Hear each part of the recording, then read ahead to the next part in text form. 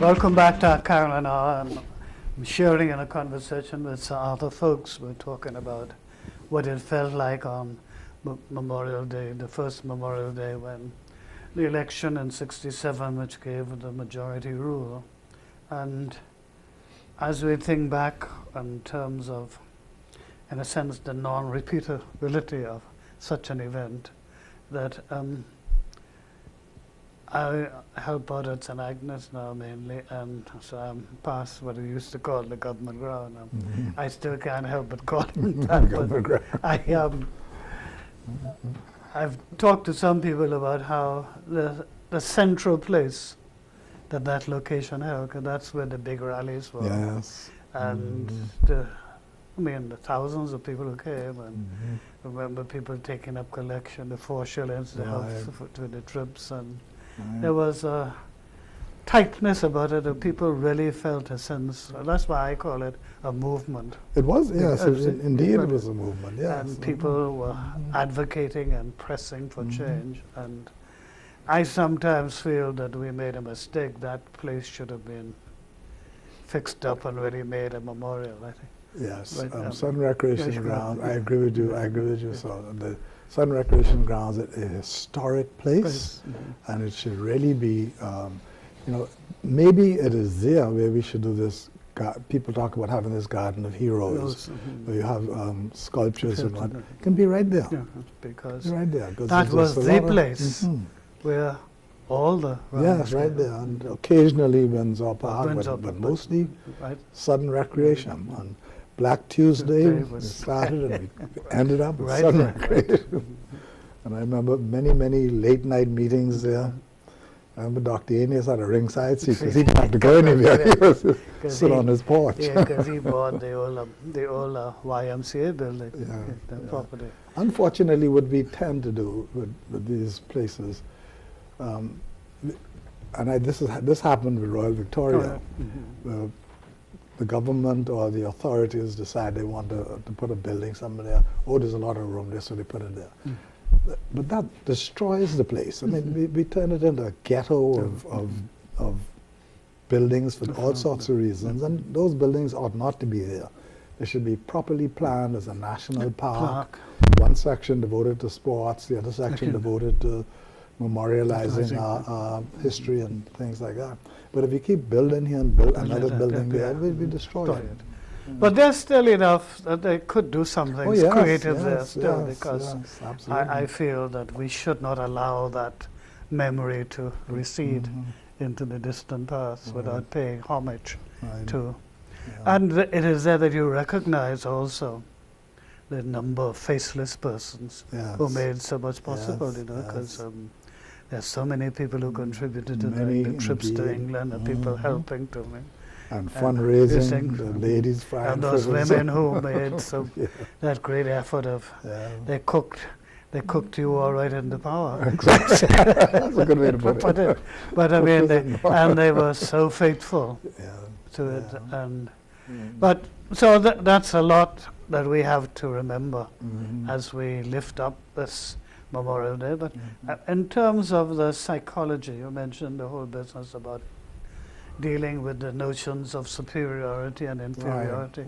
I wonder, do you think we've really overcome that? I still detect traces of that in our psyche, even up to today. But it is much better now than it was. I mean, no question about that. Because I remember, I mentioned Moses Davis just now, and there were some people who were so against, who realized this was wrong, but weren't too sure that black people could govern. I remember Moses used to stammer, and Moses said to me one time, he says, Arthur, we can do this even if we go down. And I said, no, Moses, it's not about going down. I think the feeling was that we're going to have a black government even if we go to hell. And the idea was to explain to people that human beings are generally the same, whether they're black or white.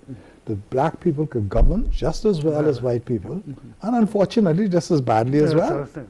So, you know, it would always be a choice, and we have to struggle and try to perfect ourselves. But that was the thinking. But in the first couple of years, I think that thinking was dispensed with, and even some white Bahamians started to gravitate towards the movement. And as you know, some people who left came back. Yes. The skies didn't fall. And where they went, it was not all that nice. Exactly. Exactly. They appreciated what they had at home. And in fairness to the system, I mean, the white minority has benefited immensely through the policies that emerged after the they were not persecuted. They were allowed. They stayed in, and I think some of them did better than ever before. And some did far better than they anticipated. Yes. And I remember Sir Lyndon lamenting just before he died the fact that whereas we had the political power, that we still did not attain the economic power, which rests still in the hands of the minority. Right. But I think the climate in which that is now exercised is definitely being changed. Yeah. Now, and you know, it's amazing. We have a long way to go still, and there are a lot of challenges in our country, and I don't need to tell you that. But when you look back and see how, I remember a friend of mine, I won't call names, but a friend of mine wrote that words to the effect that black people didn't have an entrepreneurial instinct. And I said, what rubbish. Did you ever go down East Street to see, did you ever go to these family islands and see the old ladies and gentlemen trying to, you know, get in little businesses? And, you know, that was just amazing. But what it did do, too, was to unleash that entrepreneurial spirit that was so long repressed. They didn't have access to money and all that sort of thing. And Your Grace, when you look around today, you know, we have some black Bahamians who are doing very well. Exceptionally well. Exceptionally well. Which would not have been possible in the professions and business. Because one of the immediate results of the emancipation that came about at that time was the fact that you removed the barriers. Exactly. So that the access was there. Although today the young people are complaining, not just young, some older ones too, but the complaint is that the banks are not as favorable in terms of releasing funds to assist entrepreneurs. But the previous barrier at least has been removed, where, you know, you couldn't go there because you didn't have the right. You were considered presumptuous. You want to get in this particular business, and that was enforced by the system because you couldn't get a license. And whatever idea you had, you simply could not get a license unless it was agreed. But today, you know, I want to mention this. I think we still have a lot to work to do in that regard, and you know, these things, this is the foundation, and the foundation is there for you to build upon. While a lot of us have done extremely well, as I mentioned, we have produced a lot of millionaires, some people, some well-off people, as you know, in this country, but still there is a residual resentment against young Bahamians. This is, maybe a psychological thing, where the authorities in some cases seem to be more of a stumbling block than an assistance to young Bahamian entrepreneurs. And there isn't that degree of encouragement. Even people who are talking about encouragement, I mean, successive governments really have not placed entrepreneurship as a centerpiece, and thereby denying a lot of young people the opportunities, because given the size of our economy, we're never going to have enough jobs. Because the size, so that increasing the entrepreneurial spirit to me is almost an economic imperative. Exactly. And we need, that's an area that we need to focus on more. Absolutely. But connected with this thing about superiority and inferiority, there are two things. One, among blacks, because there are those among us who, when they achieve something, look down upon their brothers, and they don't attend that. They reach the top of the ladder, and then you kick the ladder down. So you really don't want your brothers or sisters to enjoy what you are privileged to enjoy. But the reverse, on the other side, there are those in the minority community who resent the fact that blacks are now in control.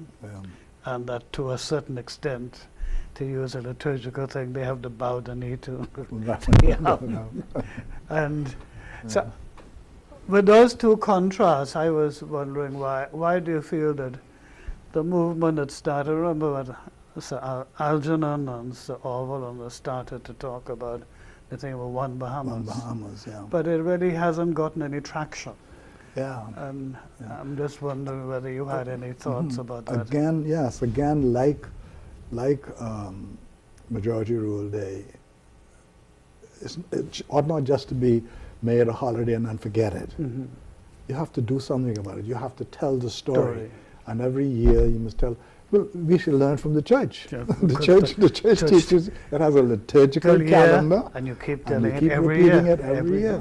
So we have to do the same thing with our culture and with our history, and that is why we have these days set aside for that. But we have to do it, and not just talk about it. And there's so many ways now we can do it. There's so many things available to us, like television and all these other things. Especially television. Television, which is a powerful tool for good. But I haven't yet found what I would call a logical justification for what I call the failure of this movement to gain traction, because I think it's a pity that after nearly 50 years, we are still a community in which the interaction between whites and blacks is not all that strong. Yes, well, you mentioned the One Bahamas thing, to get back to that, and I think that is such an important movement for us. And again, I think any government, successive governments, ought to support that movement, because we got two problems that tend to divide. One is the race thing, and we're also an insular country, and we know how that has operated in other places. So I think it was a brilliant idea, Sir Orwell, Sir Durwood, and mainly Algernon Allen, who conceived the idea, I'm told, to start this movement. And it's beginning to work. For instance, a couple of Junkanoo ago, I think it was year before last or what, there was a Junkanoo group from Spanish Wells. Yes. And I said to my friends, I said, boy, what an improvement. They now feel comfortable and they realize that this heritage, this cultural heritage belongs to them as well. And that we share a culture and a heritage that has its roots not in Africa, in England, and is microcosm of the New World. And I was so happy of that, and I think they even won a prize. Yes, for the junior Junkanoo. Yes, and also they are participating in sports, and they're coming so that they are identifying with the community. And that's a wonderful thing. That is the Bahamas that some of us dreamt about. Years ago. The idea wasn't, as Mandela always said, he disagreed with the domination of any race over another. And I think we've done pretty well with that. But I think we have to put more effort into promoting the idea so we become more cohesive. And that's important. And you see the importance of that when we are under siege from negative influences from abroad. Especially, for example, now I just went to Jamaica last week for this meeting, and the first evening at the dinner, the guest asked me, what is this immigration problem you have in the Bahamas? Totally out of skew and they really didn't have a clue about the background. I had to try to explain to them what the real issues were. And so but people will say that's what the Bahamas is doing. And the name represents all of us, not just one group. Exactly. And so that we need to know how to stand together. Yeah. And with that, I think that we need, not to talk politics, but I think we need to identify some national issues that are national, that transcend the politics, where everybody can come together and say, we are Bahamians and this is for the nation and we can do this without having... The politics can be in the background, but everybody can come. The argument, the political argument will always be who can do it best. Right. The whys and how. Right, exactly. But the objectives should be national. Precisely. For all of us. Education, for one. I mean, we should have an education.